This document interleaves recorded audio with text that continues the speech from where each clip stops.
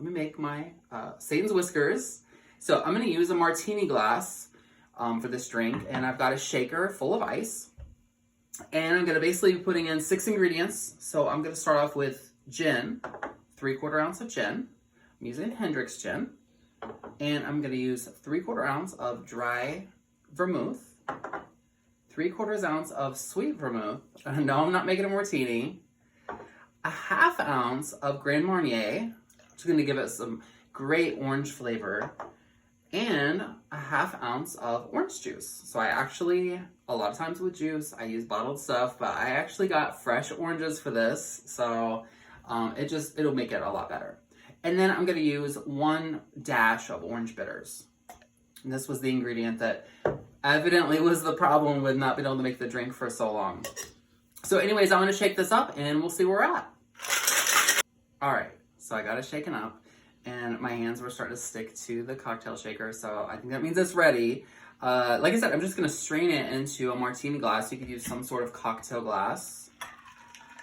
And it's gonna come out a very interesting color. Oh, there's something brown floating in it. It must be from the orange. It's very authentic.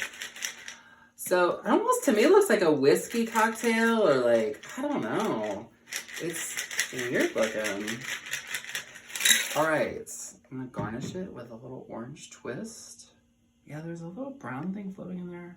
It's just a very authentic drink. So let me give this Satan's Whiskers a try here.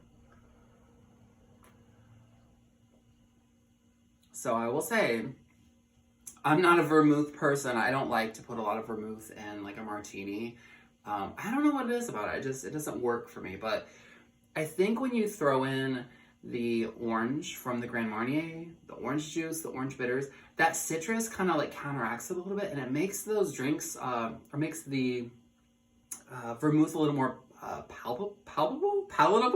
I don't know the word, but it makes it taste a lot better. And I feel like these flavors all really come together. I will say the only thing that just doesn't stand out to me is the gin. I can usually taste gin in a gin cocktail, but I think everything else just kind of makes it go away. But this is nice and icy, like it's very cold and it's perfect. I have to say, like, I wanted to have a fun drink to come back to for my first video. And I think this is a good one just because it's so random, and you know, I found it like in an old cocktail recipe book I have. And so anyways, glad to be back. I hope you have a great weekend. Cheers.